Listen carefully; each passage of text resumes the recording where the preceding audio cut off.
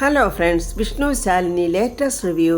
വിഷ്ണു ശാരദാമ്മയോട് പറയുന്നു, ഞങ്ങൾ എന്നാ പുതിയ വീട്ടിലാണ് ഉറങ്ങാൻ പോകുന്നത്. അത് കേട്ടിട്ട് ശാരദാമ്മ ചോദിക്കുന്നത്, ഞങ്ങളോ അതാരാ എന്ന് ചോദിക്കുമ്പോൾ വിഷ്ണു പറയാം, ഞാനും ശാലിനിയും.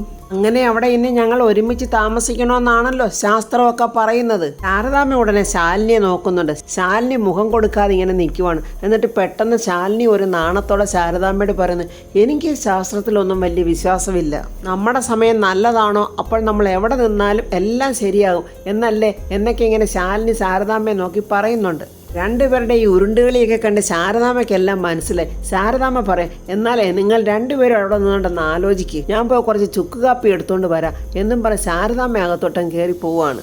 എന്തുവാ വിഷ്ണുവേട്ട ഇത്? അമ്മ എന്ത് വിചാരിച്ച് കാണും? അമ്മയുടെ മുന്നിൽ വെച്ചാണോ വിഷ്ണുവേട്ട ഇങ്ങനെയൊക്കെ പറയുന്നത്? എടോ, അതിന് ശാരദാമ്മ ഒന്നും വിചാരിക്കത്തില്ല. നമ്മൾ രണ്ടുപേരും അവിടെ പോയി കിടക്കുന്ന കാര്യം പറയുന്നതിനകത്ത് ഇത്ര പ്രത്യേകത എന്തിരിക്കുന്നു?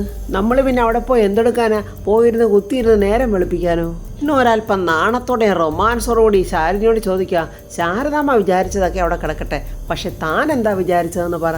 എന്തിൻ്റെ തുടക്കമാണെന്ന് മനസ്സിലാക്കിയ ശാലിനി, അയ്യോ ഒന്നും വിചാരിച്ചില്ലേ എന്നും പറഞ്ഞ് കൈയെടുത്ത് ഇങ്ങനെ തൊഴുവാണ് വിഷ്ണുവിനെ. വിഷ്ണു ശാലിനിയുടെ കൈക്ക് പിടിച്ചിട്ട് പറയുന്നു, നമ്മുടെ ജീവിതത്തിലെ രണ്ടാമത്തെ ഒരു ദിവസമാണിത്. നമ്മൾ ഇന്ന് അവിടെ തുടങ്ങാൻ പോകുന്നത്. അയ്യോ വിഷ്ണുവേട്ട, എൻ്റെ കയ്യേന്ന് വിട്, ആരെങ്കിലും വരും. അയ്യോ ആരെങ്കിലും കാണും വിഷ്ണുവേട്ട, കയ്യേന്ന് വിടും. വേണ്ട, അമ്മ ഇപ്പൊ ചുക്കാപ്പി കൊണ്ട് വരും. വിഷ്ണു ചിരിച്ചോണ്ട് പറയാം, എടോ താൻ ഇത്ര മണ്ടിയായി പോയല്ലോ. ശാരദാമ്മ നമ്മൾ രണ്ടുപേരും തനിച്ചു നിന്ന് സംസാരിച്ചോട്ടെ എന്ന് കരുതിയിട്ടാണ് ചുമ്മാതെ പറഞ്ഞു പോയതാ ചുക്കാപ്പി എടുത്തുകൊണ്ട് വരാമെന്ന്. അതൊക്കെ മനസ്സിലാക്കാനേ തൻ്റെ ഈ IAS ബുദ്ധിയൊന്നും പോരാ. സാധാരണക്കാരനായി ഡ്രൈവറിൻ്റെ ബുദ്ധിയുണ്ടല്ലോ, അതാണ് വലുത്. അപ്പോൾ ഞാൻ പറഞ്ഞതെല്ലാം തനിക്ക് ഓർമ്മയുണ്ടല്ലോ, നമ്മുടെ രണ്ടാമത്തെ ജീവിതത്തിൻ്റെ ആദ്യ രാത്രിയാണെന്ന് എന്ന് പറഞ്ഞിട്ട് വിഷ്ണു വലിയ റൊമാൻസ് ലുക്കിൽ ഇങ്ങനെ ശാലിനിയെ തന്നെ നോക്കുവാണ്. ശാലിനിയും അതേപോലെ തന്നെ രണ്ടുപേരും ഇങ്ങനെ പരസ്പരം കണ്ണിൽ നോക്കി അങ്ങനെ നിൽക്കുവാണ്. രാഘവേട്ടൻ ആ സമയത്ത് ഉമ്മറത്ത് കുത്തിയിരുന്ന് ഇങ്ങനെ ഓരോന്ന് ആലോചിക്കുവാണ്. ശാലിനിയും വിഷ്ണുവും ശ്യാമയും രോഹിത്തും ഒക്കെ ആയിട്ട് ആ പഴയ വീട്ടിൽ സന്തോഷമായിട്ട് ജീവിച്ചതൊക്കെ ഇങ്ങനെ ഓർക്കുവാണ്. രാഘവേട്ടൻ ഇങ്ങനെ ഇരുന്നുണ്ട് ആലോചിക്കുന്ന കണ്ടുകൊണ്ട് സത്യാമ്മ അകത്തുനിന്ന് വന്നിട്ട് ചോദിക്കുന്നു, എന്താ ഇത്ര വലിയ ആലോചന? എന്തോ ആലോചിച്ച് കൂട്ടുന്നത്? രാഘവേട്ടൻ പറയാ, മക്കളോടും മരുമക്കളോടും ഒക്കെ സ്നേഹമുള്ള ഒരച്ഛനെ അങ്ങനെ ധാരാളം ആലോചിക്കാനും ഒക്കെ കാണും. അപ്പോൾ എനിക്കതില്ലെന്നാണോ പറഞ്ഞു വരുന്നത് എന്ന് സത്യാമ്മ പറയുമ്പോൾ രാഘവേട്ടൻ പറയാം, അതിന് എന്താ ഇത്ര സംശയം? നമ്മൾ എത്ര സന്തോഷത്തോടുകൂടിയാണ് ആ വീട്ടിൽ കഴിഞ്ഞിരുന്നത്. ആ സ്വത്തുക്കളെല്ലാം പോയി.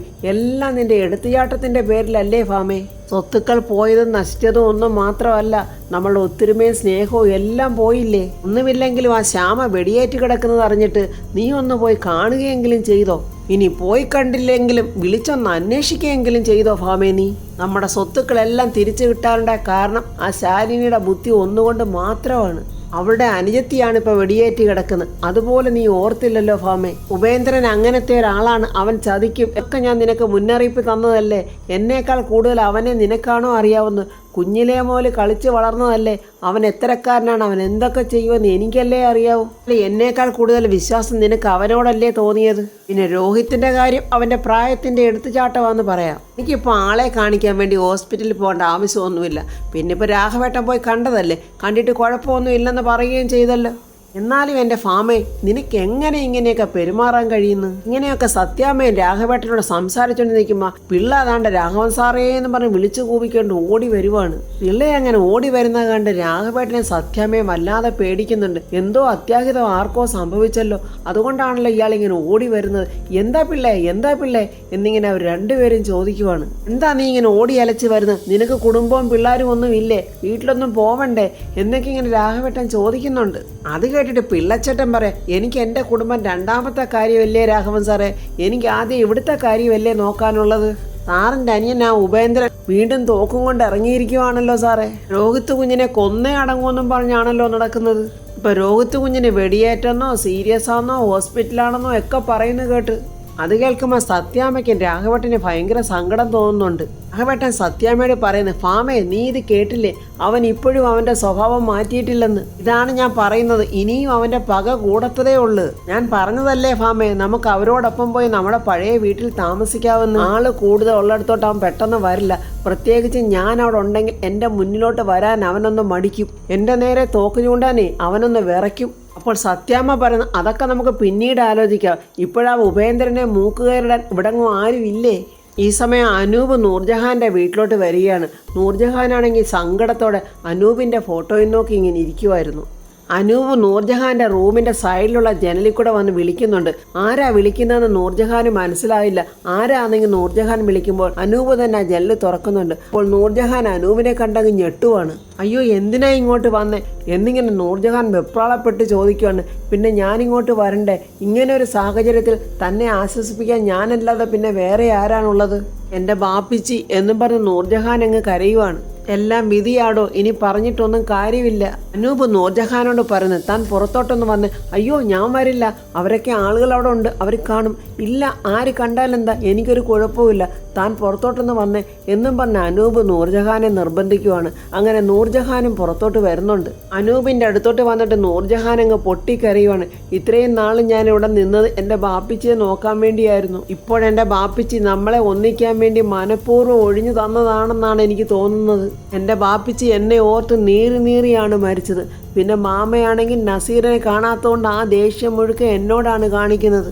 നൂർജഹാന് സങ്കടം അടക്കാൻ പറ്റുന്നില്ല. നൂർജഹാൻ അങ്ങ് കരയുവാണ്. അനൂപ് അവളെ ആശ്വസിപ്പിക്കാൻ ശ്രമിക്കുകയൊക്കെ ചെയ്യുന്നുണ്ട്. ഇനി തന്നെ ഞാൻ ആർക്കും വിട്ടുകൊടുക്കില്ല എന്നും പറഞ്ഞ് അനൂപ് നൂർജഹാനെ ഇങ്ങനെ ചേർത്ത് പിടിക്കുന്നുണ്ട്. ആ സമയത്ത് പെട്ടെന്നൊരു ലൈറ്റ് ഇട്ടിട്ട് നസീറിൻ്റെ ബാപ്പയും കുറേ ഗുണ്ടകളും കൂടെ അനൂപിൻ്റെയും നൂർജഹാൻ്റെയും അടുത്തോട്ട് വരികയാണ്. അബൂബക്കറെ കണ്ടതും നൂർജഹാനും അനൂപും അങ്ങ് വല്ലാതെ പേടിച്ചു പോയി. എടാ, നീ ഇവളെ ആശ്വസിപ്പിക്കാനായിട്ട് വരുമെന്ന് എനിക്ക് നല്ലവണ്ണം അറിയാമായിരുന്നടാ. പക്ഷെ നീ ഉണ്ടല്ലോ, ഈ വന്ന പോലെ തിരിച്ചു പോകില്ല. ഇവൻ വന്ന് ആശ്വസിപ്പിച്ചാലേ നിനക്ക് ഉറക്കം വരുത്തുള്ളോടി എന്നൊക്കെയാണ് അബൂബക്കർ നൂർജഹാനോട് ചൂടാവുകയാണ്. എടി ഒരുമ്പട്ടവളെ എന്നും പറഞ്ഞ് നൂർജഹാന്റെ കൈക്ക് പിടിച്ച് വലിക്കുവാണ്. അബൂബക്കർ ഇങ്ങനെ നൂർജഹാനെ പിടിച്ച് വലിക്കുന്ന കണ്ടുകൊണ്ട് അനൂപ് പറയുന്നു, വിടറോ അവളെ എന്നും പറഞ്ഞ് ആ പിടി വിടിയിക്കാനൊക്കെ നോക്കുന്നുണ്ട്. അപ്പോഴേക്കും അബൂബക്കറുടെ ഗുണ്ടകളെല്ലാം കൂടെ അനൂപിനെ അങ്ങ് വളഞ്ഞ് മുറുക്കി അങ്ങ് പിടിച്ച് ഒന്ന് അനങ്ങാൻ പോലും വയ്യാത്ത രീതിക്ക് അവന്മാർ അനൂപിനെ അങ്ങ് പൂട്ടിക്കഴിഞ്ഞു. അനൂപിനെ അവന്മാർ ഉപദ്രവിക്കുന്ന മനസ്സിലാക്കിക്കൊണ്ട് നൂർജഹാൻ അബൂബക്കറിന്റെ കയ്യിൽ നിന്നും കൈവിടാൻ കടന്ന് പാടുപെടുവാണ്. അവൻ ഒരു തരത്തിലും ആ കയ്യിൽ നിന്ന് വിടത്തിൽ മുറുക്കി പിടിക്കുവാണ് നൂർജഹാനെ. അവന് ബാപ്പ ചത്ത് ചിത അണഞ്ഞില്ല, അതിനു മുമ്പ് നിനക്ക് ഒളിച്ചോടണം അല്ലേടി ഒരുമ്പെട്ടവളെ എന്നും പറഞ്ഞ് നൂർജഹാനെ വലിച്ചഴിച്ചവൻ കൊണ്ടുപോവാണ് റൂമിനകത്തോട്ട്. എന്നിട്ട് അവൻ്റെ ഗുണ്ടകളോട് പറയുന്നു, അനൂപിനെ വന്ന പോലെ വിടരുത്, അവൻ്റെ കൈയും കാലും എല്ലാം തല്ലി ഒടിച്ചവിടെ ഇട്ടേക്കണം. അപ്പോഴേക്കും അബൂബക്കറുടെ ഗുണ്ടകളെല്ലാവരും കൂടെ അനൂപിനെ ഇങ്ങനെ പുറത്തോട്ട് കൊണ്ടുപോവാണ്. അബൂബക്കർ നൂർജഹാനെ അകത്തോട്ടും കൊണ്ടുപോവാണ്. അനൂപ് വിളിച്ച് പറയുന്നുണ്ട്, നിങ്ങൾ അവളെ എവിടെ കൊണ്ടുപോവാണ്? അവൾ എൻ്റെ ഭാര്യയാണ്, നിങ്ങൾക്ക് അവളെ എങ്ങും കൊണ്ടുപോകാൻ പറ്റില്ല, നീ കൊണ്ടുപോവാടാ, എന്നാൽ എനിക്കൊന്ന് കാണണോടാ എന്നും പറഞ്ഞാണ് നൂർജഹാനെ അകത്തോട്ട് വലിച്ചുകൊണ്ട് പോകുന്നത്. രാത്രി തന്നെ വിഷ്ണുവും ശാലിനിയും കൂടെ അവരെടുത്ത് ആ പുതിയ വാടക വീട്ടിലോട്ട് വന്നിരിക്കുകയാണ്. അവർ രണ്ടുപേരും അവിടെയൊക്കെ നോക്കിയിട്ടും പുറത്തെങ്ങും ആരെയും കാണുന്നില്ല. പക്ഷെ വാതിലൊട്ട് പൂട്ടിയിട്ടുമില്ല. ആ ലോക്ക് മാറ്റിയിട്ട് കുറ്റി ഇങ്ങനെ ചെറുതായിട്ട് ഇട്ട് വെച്ചിട്ടേ ഉള്ളൂ. എന്താ ഇവിടെങ്ങും ആരെയും കാണുന്നില്ലല്ലോ എന്നും പറഞ്ഞ് അവർ രണ്ടുപേരും ഇങ്ങനെ അങ്ങോട്ടും ഇങ്ങോട്ടൊക്കെ നോക്കുന്നുണ്ട്. പക്ഷെ ഡോറ് തുറന്നു കിടക്കുക എന്നും പറഞ്ഞ് അവർ ആ ഡോർ ഇങ്ങനെ തുറക്കുവാണ്. അകത്തോട്ട് കയറിയതും അവരങ്ങ് ഞെട്ടിപ്പോയി. വിഷ്ണു ശാലിനിന്നും ലവ് സിമ്പലും അങ്ങനെ എന്തൊക്കെയോ നിറയെ പൂവുകൊണ്ടുള്ള അലങ്കാരങ്ങളാണ് കാണിച്ചിരിക്കുന്നത്. ആ ഒരു ഡെക്കറേഷനെ കണ്ട് അവരിങ്ങനെ അന്തം വിട്ട് രണ്ടുപേരും അങ്ങോട്ടും ഇങ്ങോട്ടും നോക്കി നിൽക്കുവാണ്. ഇതെന്താണ് ഈ ചെയ്തു വെച്ചിരിക്കുന്നത് നോക്കി ആ പൂവിട്ടിരിക്കുന്നത് നോക്കി ഇങ്ങനെ പോകുമ്പോൾ ഒരു റൂമിൻ്റെ വാതിൽ വരെയാണ് ആ പൂവിട്ടിരിക്കുന്നത്. ഇവിടം വരെ അപ്പോൾ പൂവുള്ളു. അപ്പോൾ ഇതിലെന്തോ ഉണ്ട് എന്നും പറഞ്ഞ് അവർ ആ ഡോറിങ്ങനെ തുറക്കുമ്പോൾ അവരങ്ങ് അതിശയത്തോടെ ഞെട്ടി നിൽക്കുവാണ്. അതിമനോഹരമായ ഒരു മണിയറയാണ് അവിടെ ഒരുക്കി വെച്ചിരിക്കുന്നത്. കട്ടിലും ഭിത്തിയിലും മുകളിലും എല്ലാം അങ്ങ് നിറയെ പൂക്കൾ കൊണ്ടുള്ള ഡെക്കറേഷൻ.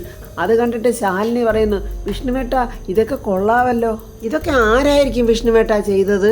അപ്പോഴേക്കും വിഷ്ണുവിൻ്റെ മനസ്സിൽ ആരായിരിക്കും ഈ ചെയ്തതെന്നൊക്കെ മനസ്സിലായി. ഇത് മറ്റാരുമല്ല എന്നിങ്ങനെ വിഷ്ണു പറയുമ്പോൾ ഇത് ഞങ്ങളാണേ ചെയ്തത് എന്നും പറഞ്ഞ് നമ്മുടെ കമലനും ജയശ്രീയും കൂടെ വരുവാണ്. കമലൻ വളരെ സന്തോഷത്തോടെ പറയുക, എൻ്റെ ഏട്ടനും ഏട്ടത്തിയമ്മയ്ക്കും ഇന്ന് മണിയറ ഒരുക്കാനൊരു അവസരം കിട്ടിയപ്പോൾ ഞാനതങ്ങ് മുതലെടുത്ത് ഇവളോട് പറഞ്ഞപ്പോൾ ഇവളും കൂടാവെന്ന് പറഞ്ഞു. അങ്ങനെ ഞങ്ങൾ രണ്ടുപേരും കൂടാണ് ഈ മണിയറയും അലങ്കാരങ്ങളും ഒക്കെ ഒരുക്കിയത്. ഇതൊക്കെ കണ്ടിട്ട് വിഷ്ണു പറയാം, എടാ ഇത് ജീവിതമാണ്, സിനിമയല്ല. മനസ്സുകൾ തമ്മിലുള്ള അടുപ്പമാണ് വേണ്ടത്. അതെൻ്റെ ആശാനെ, നമുക്ക് സിനിമ ഇഷ്ടപ്പെടുന്നത് എന്താണെന്ന് വെച്ചാൽ നമുക്ക് ചെയ്യാൻ പറ്റാത്തതൊക്കെ സിനിമയിൽ കാണിക്കുന്നുണ്ട്. അവിടെ അപ്പോൾ ഒരു ഹീറോ ഉണ്ടാകുകയല്ലേ. ഇവിടെ എൻ്റെ ആശാനാണ് ഹീറോ, ഹീറോയിനാണ് എൻ്റെ ഏട്ടത്തിയമ്മ. എൻ്റെ ഹീറോ എന്നും എൻ്റെ ആശാൻ തന്നെ. എൻ്റെ ആശാൻ്റെ മുഖം ഒന്ന് വാടിയാലുണ്ടല്ലോ അതെനിക്ക് സഹിക്കാൻ പറ്റില്ല. നിങ്ങളാണ് എൻ്റെ ലോകം. എൻ്റെ ആശാനും ഏട്ടത്തിയമ്മയും ഇല്ലാത്ത ഒരു ലോകം എനിക്കില്ല. അങ്ങനെയൊക്കെ കമലൻ പറയുമ്പോൾ അവൻ്റെ ശബ്ദമൊക്കെ അങ്ങ് ഇടറുവാണ്. അവന് വല്ലാത്ത സങ്കടവും സന്തോഷവും എല്ലാം കലർന്ന രീതിക്കാണ് കമലൻ അങ്ങനെയൊക്കെ പറയുന്നത്. വിഷ്ണു ഇങ്ങനെ കമലിനെ തന്നെ നോക്കുവാണ്. കമലൻ പറയുക, എന്നെ ആരും ഇത്രയധികം സ്നേഹിക്കാത്തത് കൊണ്ടായിരിക്കും എനിക്ക് ഇത്രയധികം സ്നേഹം വരുന്നതെന്നും പറഞ്ഞ് കമലൻ അങ്ങ് കരയുവാണ്. വിഷ്ണു പറയാം, എടാ നീ കരയാതെടാ, നീ എന്നെ കൂടെ കരയിപ്പിക്കുവാണല്ലോ, നല്ലൊരു ദിവസമായിട്ട് നീ ഞങ്ങളെ കൂടെ കരയിപ്പിക്കാതെടാ. അപ്പോൾ ശാലിനി പറയുവാണ്, ഞങ്ങളുടെ സന്തോഷമല്ലേ നിങ്ങൾ കാണാൻ ആഗ്രഹിക്കുന്നത്, പിന്നെ എന്തിനാ നിങ്ങൾ കരയുന്നത്? വേണ്ട, അവൾ നിന്ന് കരയുന്നു. കമലൻ്റെ സങ്കടമൊക്കെ കണ്ടിട്ടാണെന്ന് തോന്നുന്നു ജയശ്രീ നിന്ന് കരയുവാണ്. അപ്പോൾ ഫ്രണ്ട്സ്, ശാലിനിക്കും വിഷ്ണുവിനും വേണ്ടി കമലനെയും ജയശ്രീയും ചേർന്ന് നല്ല ഒന്നൊന്നരയായിട്ടുള്ളൊരു മണിയറ തന്നെ ഒരുക്കിയിരിക്കുവാണ്.